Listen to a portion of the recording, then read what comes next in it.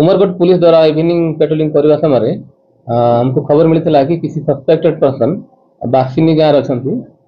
Police पहुंची देखिबार किसी जन व्यक्ति से दुई जन व्यक्ति से डेईकी पड़े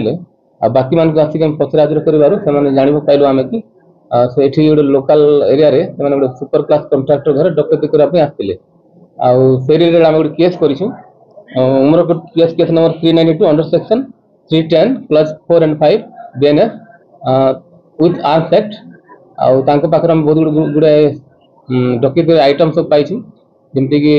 पिस्तल गोटे अच्छी दुटा खंडा अच्छी 6टा मोबाइल अच्छी जो डकैती कर आइटम सब जो आम स्क्रू ड्राइवर ये सब अच्छी आज कोर्ट फरार करा टोटाल 8 जन अच्छा 6 जन को आम अरेस्ट कर 2 जन को खूब शीघ्र अरेस्ट कर क्रिमिनल बैकग्राउंड अच्छे बहुत गुड़े डकैती रबरी इनवॉल्व अच्छे मैंने 2 जन आम एक्सपेंड कर शीघ्र अरेस्ट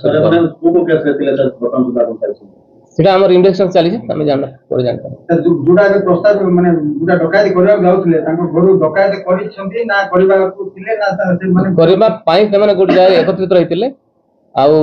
प्लानिंग करथिले विभिन्न प्रकार आइटम्स हम सीजर करछु तो एमाने जो डकैती करछन सर माने किनार अंचल आगु करथिले सर आगु माने कोडिंगा झरीगा ए उमरकोट अंचल करथिले छत्तीसगढ़ नहीं 40 जना पड़े सर ये चेरटा और अधिक लंबी छी ना एतिकरे सर इन्वेस्टमेंट चली आगु नेला पर जानि पारा।